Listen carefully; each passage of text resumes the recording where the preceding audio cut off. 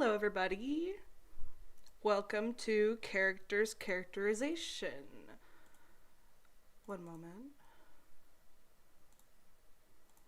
Okay, welcome to Characterization, where we get to basically talk about people behind their backs, except, like, it's okay because they're fictional. Um, Hello, I'm glad you like the opening illustration. I like it too. That's like why I used it. We love pastels in this house. So, just I guess to hop into things, I figured that I should talk about a character on the show that is like actually in like real literature. So people like, oh, my voice is a little low. Hmm.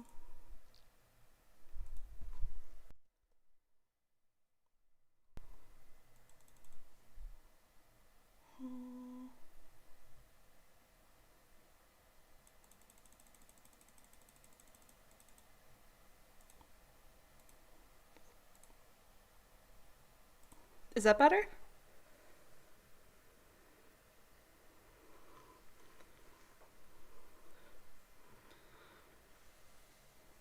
Oh, what game? I'm going to assume you're talking about Ace Attorney because that's the only game that's really relevant here. Like 10% more. Okay, well, to hop right into things. Okay, good. I'm going to talk about real literature because I'm taking a nature of drama class because I'm a creative writing major and like literature classes are what we do. And I had to write a paper on this character. Alright, sweet. Things are better now.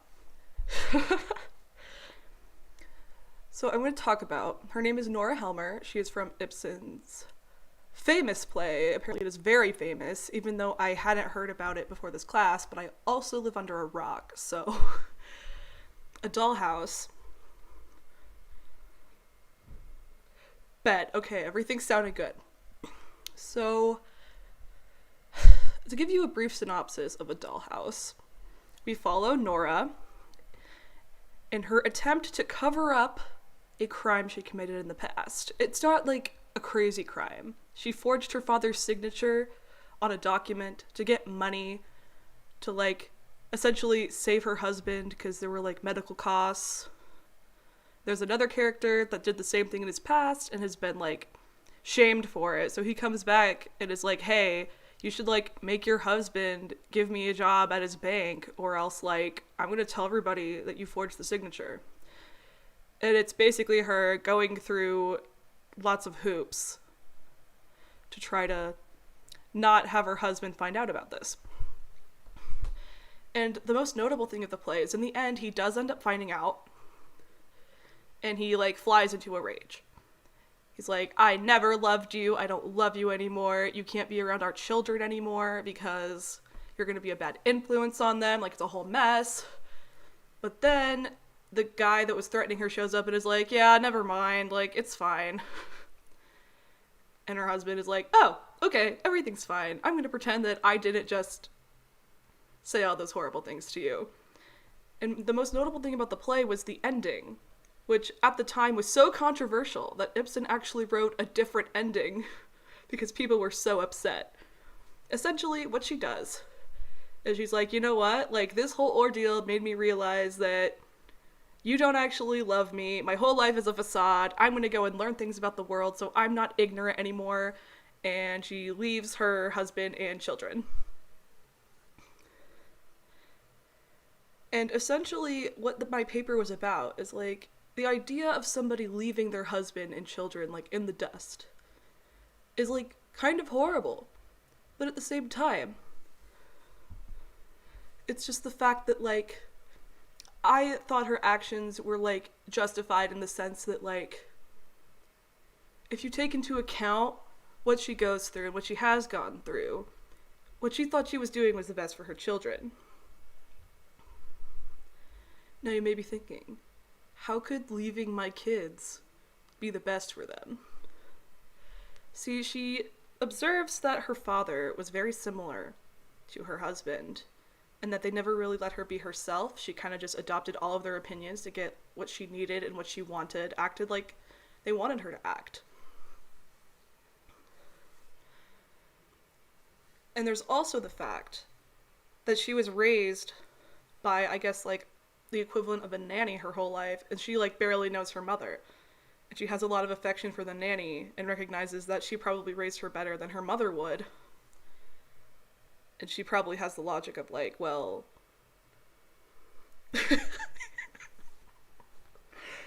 you wish your...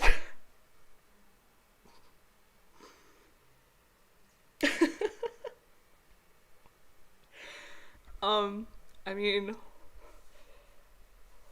that's unfortunate, I suppose. Well, I'm going to take that. Does that mean that you kind of agree with Nora's decision to leave her husband and children? Yeah, for sure, it is a complex situation. And I don't know, like, the whole, I guess, question of the paper I had to write was whether, like, she was still a sympathetic character despite doing this thing that many would see as objectively awful. Soraya, I'm going to take your comment as you agreeing that Nora made the right decision. Well, see, I'm going to, like, talk about her MBTI type. Yeah, for sure. Which, like, I don't know if y'all have ever heard of the Myers-Briggs personality test. I'm, like, a big fan. And I like looking at this specifically on the website, the personality database, because it's based on popular vote. Of course, Nora does not have a lot of votes on this website just because a dollhouse isn't really mainstream pop culture. Like, if I was a terrible person and I had a kid, I'd be like, take me, kid. Take me, kid. See, that's, like, I guess it's kind of strange that you say that way, because, like, the whole argument is whether what Nora did makes her a horrible person. And it's also interesting because her children, like, show affection for her throughout the play. They're like, hey, I want you to play with us. They're like, play with us, please. And she's, like, too busy trying to, like, not get disowned by her husband to, like, play with them. Yeah, the antagonist-protagonist thing. See, fun fact, I don't know if this is what you meant by your comment, but a lot of people think that, like, protagonist means good guy and antagonist means bad guy. In reality, the protagonist is just, like, the main character. So, like, if you had a story that was, like, following a villain and a hero was trying to stop them, the villain would actually be the protagonist and the villain would be the antagonist. Use that in your next literature class.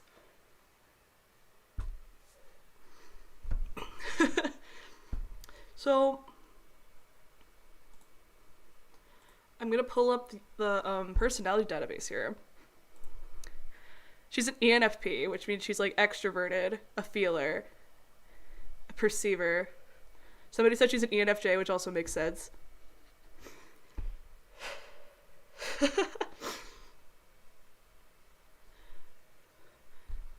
Like, the reason I'm using this specifically,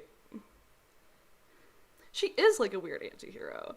And, like, I just think it's funny because, like, the fact that, like, Ibsen had to write a new ending where she, like, comes back and apologizes to her husband. Like, her husband isn't a great person. Either. Yes, anti-hero in a way. I don't remember what I was saying. Her husband wasn't a great person either. In fact, my class was, like, arguing that he was probably a narcissist. Which, like, I don't know how much you can blame it on the time. I don't think that means you should leave your kids and husband. I'm not sure that... I don't think that's why she left. Soraya in the chat is also my friend, and she's also an ENFP. That's funny. You ever so controversial you gotta rewrite your own play? See, like, it kind of reminds me of... It's gonna sound bad that I don't know. But when we were reading, it was Macbeth. I'm pretty sure it was Macbeth. And like, we're supposed to think that Macbeth's wife is like awful for being like, kill that guy. But then like, of course, everyone in our class was like making my teacher angry and being like, yes, feminist queen.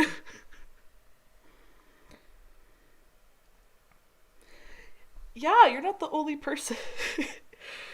I don't know if I could take blame for something that drastic. I mean, I guess I have to if you're putting it on me, but... And yeah, a lot of people don't know that the protagonist is essentially just the main character. It's a pretty common misconception. Fun fact. Well, the biggest reason I'm bringing up MBTI type at all is because it's kind of like a reason I wanted to talk about the next character on our list when we get to that. It's like a whole time.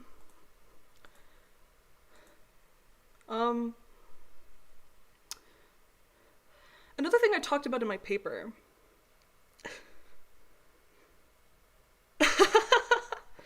Gen Zers. He's leaving their kids. This might be me being dumb, but I'm not sure, like, what that had to do with me being Gen Z. I just totally missed something there. But, like, us Gen Zers are pretty, interesting. We're wild. See, like, another thing is, like, she doesn't really seem to have that much of a defined personality within the play. Because her whole life has been based around pleasing the men in her life. Because that's how she would get what she wanted and what she needed. Like, that was, like, the only way she could and knew how. Especially given... oh, excuse me. Given that, she didn't know anything. Like, that's basically what she says at the end of the play. She's like, I'm so ignorant, I don't know anything about the world around me. Oh, yeah, okay. I forgot I mentioned that. Yes, feminist queen. And, like, yeah, the Gen Z in me wants to say this about Nora, too. I don't know, like, my opinion on the matter is that even if it wasn't, like, objectively the best decision, she was doing what she thought was best for her and her children in turn. Oh, it does? Yeah. The internet's probably, like, bogged down with, like, everybody doing stuff online with the pandemic and everything. I've noticed it's been slower.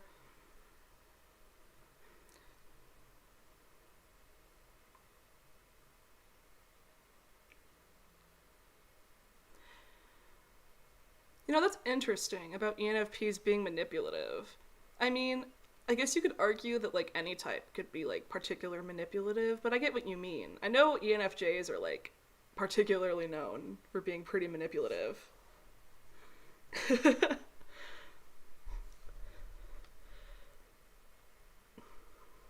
But I guess that makes sense if they need information. I don't know.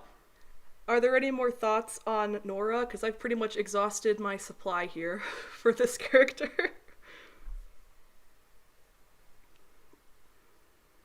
I guess I'll just wait a minute for the chat to catch up. While I'm doing that, I should show off, like, my funny sounds that I have.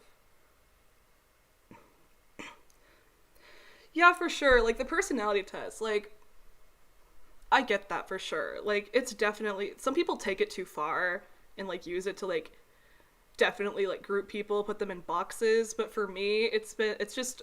A lot of it is, like, people make memes out of it, and I think they're really funny.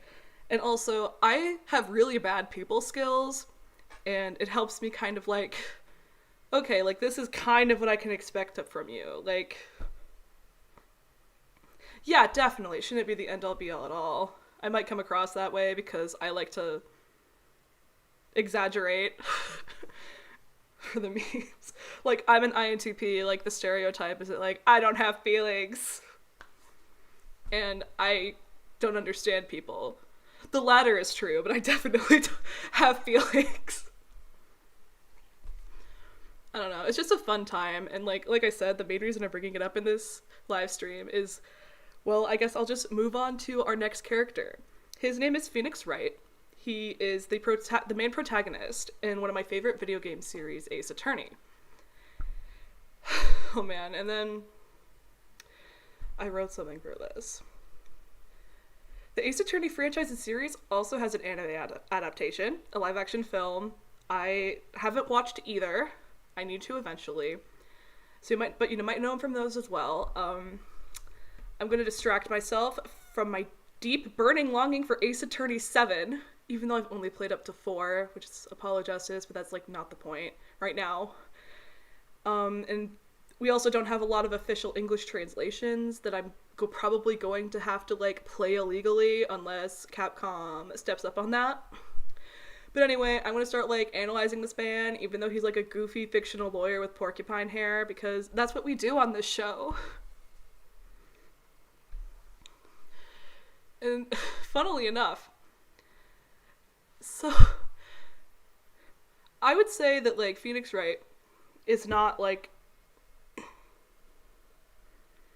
need a 7? Hold on. Yes, we need a 7. Oh my gosh, I'm sorry. I go on a train of thought and I just kind of like totally forget what I was just talking about. Like, everything's fine. Like, my brain is present. Yes, Investigations 2. And apparently it's so much better than the first one, and we don't have it. It's upsetting. I know there are people that have like fan translated it, so that's probably what I'm going to have to resort to.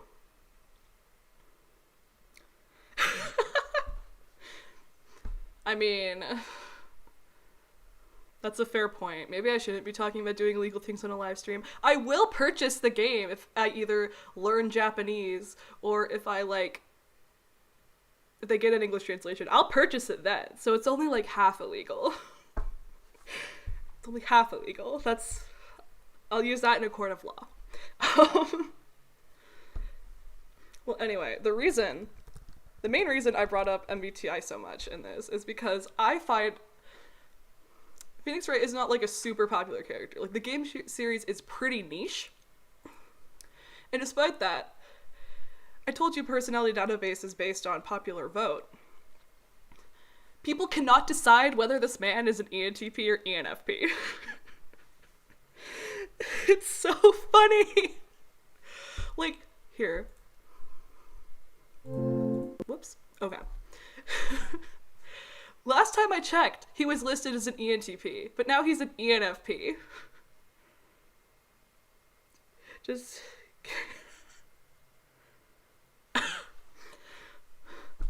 I don't know, man. Google Translate is notoriously pretty bad with Japanese.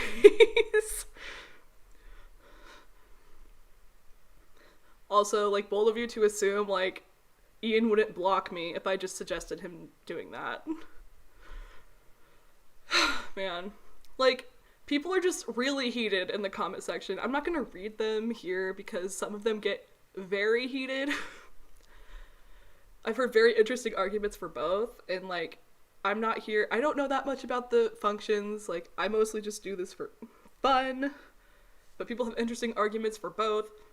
But, like, look at this. Like, it's a 2-vote difference.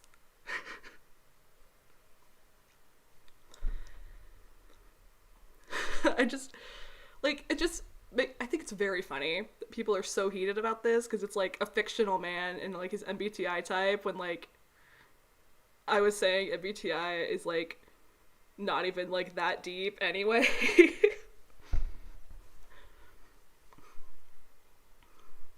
But, like, I guess it do be like that sometimes. Anyway, Ian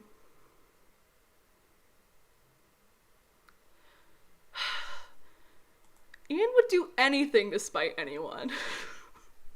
That's your first mistake. Okay, I'm gonna, like, pull up Phoenix's wiki, because, like, people that are not familiar with the series probably need a little more context for this man, other than, like, his theoretical MBTI type and the fact that he's, like, a dumb lawyer. He's dumb, but, like, not dumb. Like, we know how it goes. Like, I guess I'll talk about some defining character moments. I don't know. Is it spoilers if it's, like, the first half of the first game? I need to know if anybody, like, cares about spoilers.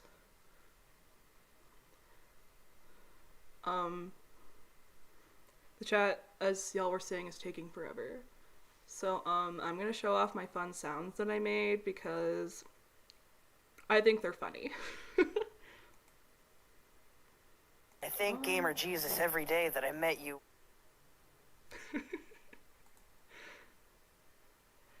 Like, that's comedy gold. That is the funniest thing I've ever heard. And if you don't think so, you're objectively wrong.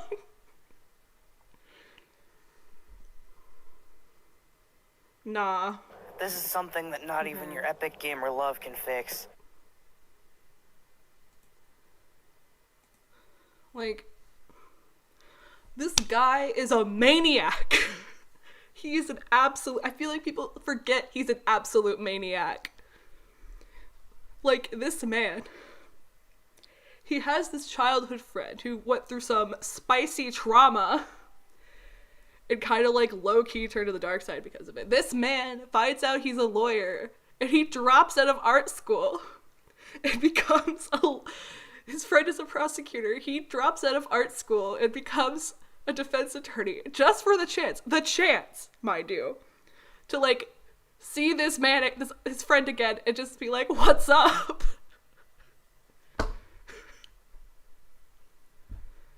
Like, that is not something that someone that is not a maniac does.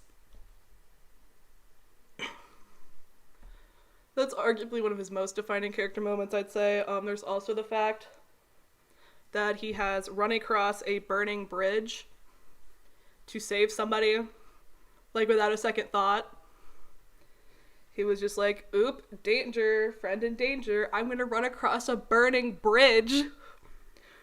Which, like, I don't know a lot about the functions, but I feel like this is kind of where, like, the thinker-feeler discrepancy, like, comes up in debate, because, like, he's a lawyer. Like, he has to think through things logically to, like, figure out what he's doing. But also, like, you cannot tell me that he was thinking properly when he dropped out of art school to become a lawyer just to see his friend. You can't tell me that. It's insanity. It's absolute insanity. Like, it's why we love this man, and also why, like, I don't know. I feel like that's part of what makes him such, like, a protagonist, and why he's so beloved in the game series, is because, like, I don't know, like, what's the fun in a protagonist that's not a maniac? Like, why would I want to follow this lawyer around if he's not doing dumb stuff all the time?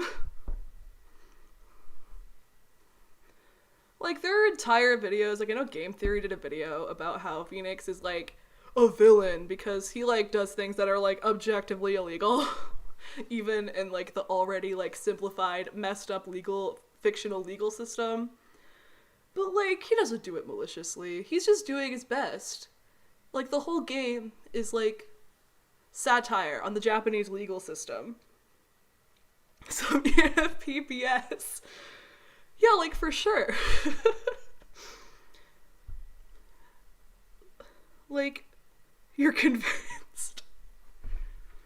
See, like, that's probably why so many other people are convinced, but, like, I don't know, a lot of people brought up, like, stuff about the functions the cognitive functions are, like, a whole other side of MBTI that, like, essentially define your MBTI type.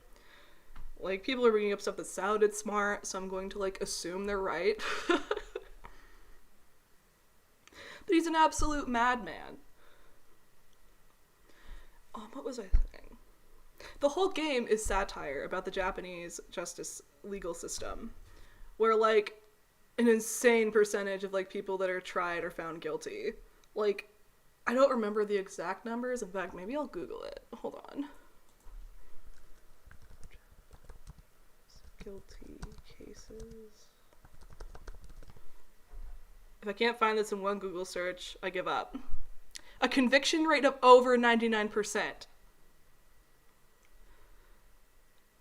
Like, that's insane. Like, I thought I remembered it as, like... Yes, we love Phoenix anyway. Like I said, what is there to love if, like, he's not a maniac? And I feel like that is just kind of like what defines like my love for fictional characters, is because like fictional characters are much more likely to be maniacs, at least in my experience. Maybe I'm just not finding the right people. But yeah, in Japan there's a conviction rate of over 99%. I believe that like they're like, whereas here it's like you're innocent until proven guilty, in Japan it's like the opposite. Like you're guilty unless you're proven innocent. And a lot of like the aspects such as like I've heard like the legal hellscape is like them trying to, I guess, show that they think it's dumb in their own way. I mean, heck, like the fourth game that I've played, like the whole point is like Phoenix is trying to like rework the legal system.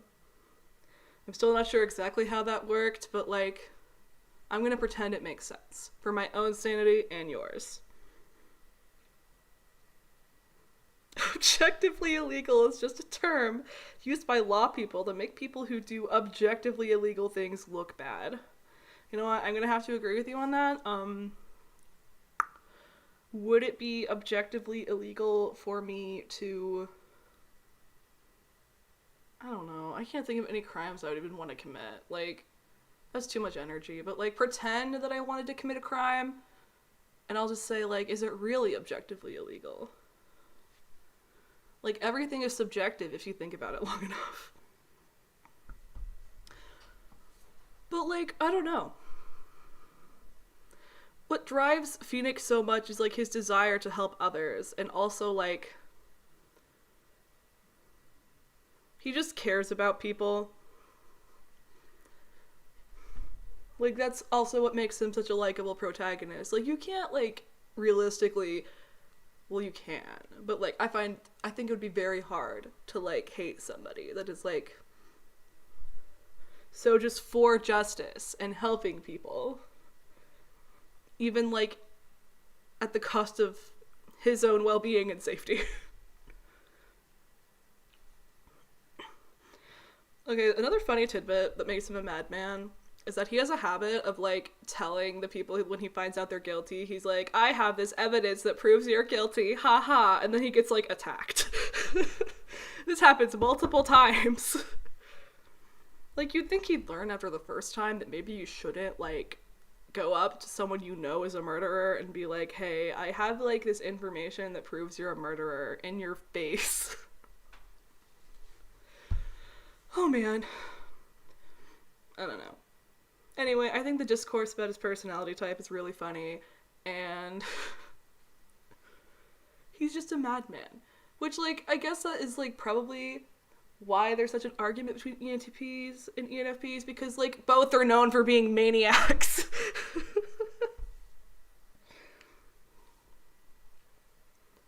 Like, objectively, no. Just kidding. If you know an ENFP, they will be a maniac. Confirmed.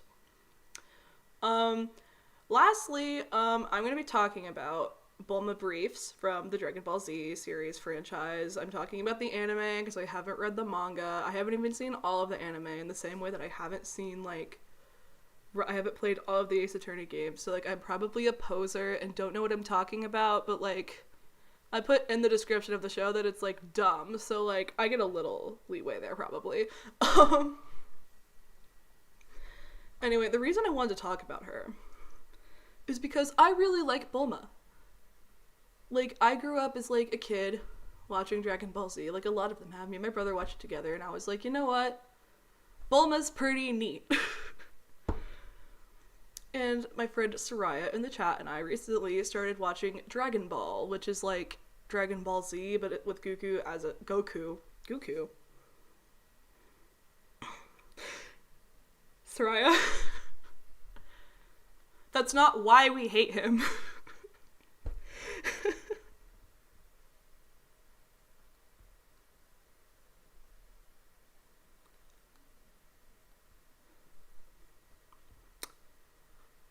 Really? Sure, it's sleazy, but it's that's horrible! Oh my gosh. Yeah, that's objectively illegal. I take back everything I said. Oh my god, that's awful. Well, like, speaking of sexual harassment, we started watching Dragon Ball, and we very quickly realized that Bulma in that show was put in very troubling sexual situations, which is especially troubling because at the beginning of the series, she is a minor at 16 years old. Because, like, that's not okay. Like, I know people will be like, it was a different time, people didn't care that much back then, but, like, that doesn't make it okay. Of course, this doesn't make me think less of her, but, like, there's no denying that, like, both in this instance and in many others, she's been used to promote problematic and sexist ideals. But despite this, I don't think that makes her character all bad. But, like, this is also a very complex issue, which is why I'm, like, doing this with other people in the chat instead of by myself. Because God knows I would screw it up really bad.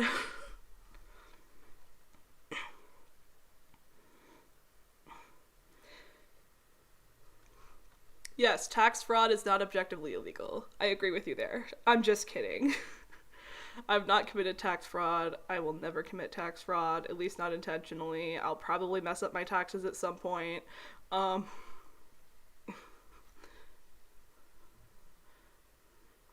Man, I sure hope that NPR article is, like, satire. Like, it's probably not, but, like, with a title like that, like, that's disgusting.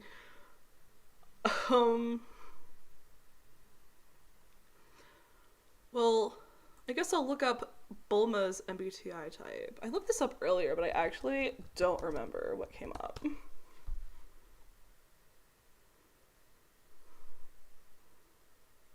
Hmm.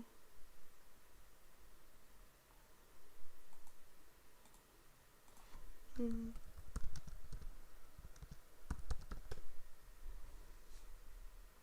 Hmm.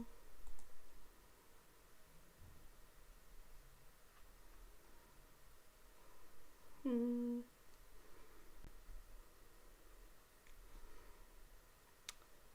Oh, that's interesting. That's not what I was expecting. Maybe I didn't look at this earlier. So I'll pull it up here. Apparently, Bulma, people think she's an ENTP. Or an ESTP, but most people think ENTP. I mean, now that I see that in front of me, I think that does make some sense. Yeah, that makes sense. Like, remember how I said that, like, ENTPs and ENFPs are maniacs? Like, Bulma has some very, maniac-esque behaviors. Such as getting romantically involved with one of the series' most famous anti-heroes. before they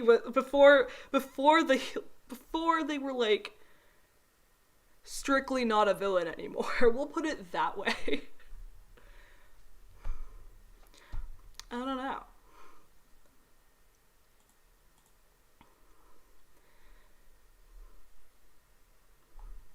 See, and, like, that's part of, like, why I don't think Bulma is entirely bad. Because despite the fact that she was, like, over-sexualized at many points, and she does possess a lot of, like, I guess, feminine stereotypes, which is, like, not necessarily a bad thing. Like, she's always like, I'm doing my hair and makeup. Goku's like, you're so slow. Jeez. But, like, I feel like Bulma she showed me as a kid that you could be, like, feminine and also, like, not take crap. Like, she's not afraid to call people out. Like, she says what she thinks. She doesn't care. Like, Bulma didn't care that this man was, like, objectively dangerous. She was like, listen here, buddy. Back off.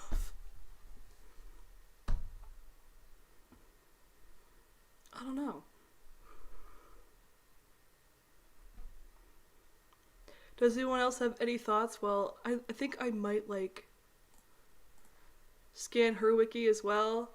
Because, like, both Ace Attorney and Dragon Ball Z are very, like, large canons. Dragon Ball Z more so, but I don't know. I can't remember everything. Like, hello?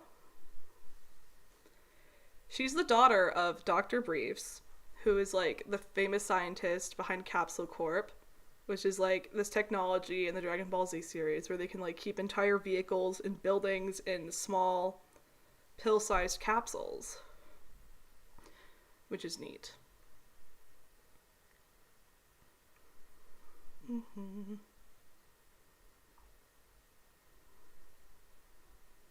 She also has, like, different outfits and hair all the time, which I also thought was, like, super cool as a kid. I was like, you know what? Like, that's objectively sick. Like,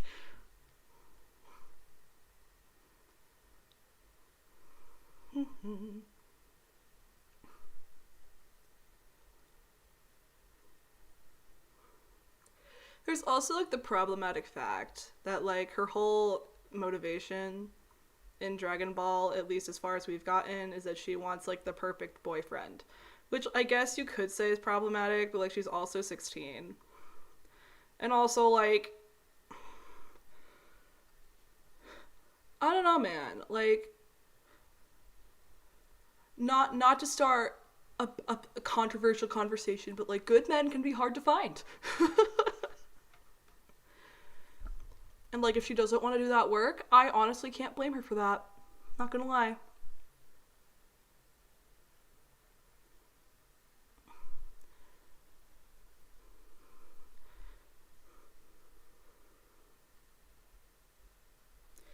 Yeah, like the feminine but not delicate idea.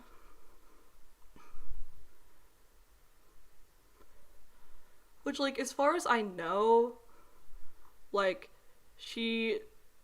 they, like, I mean, I did watch, like, growing up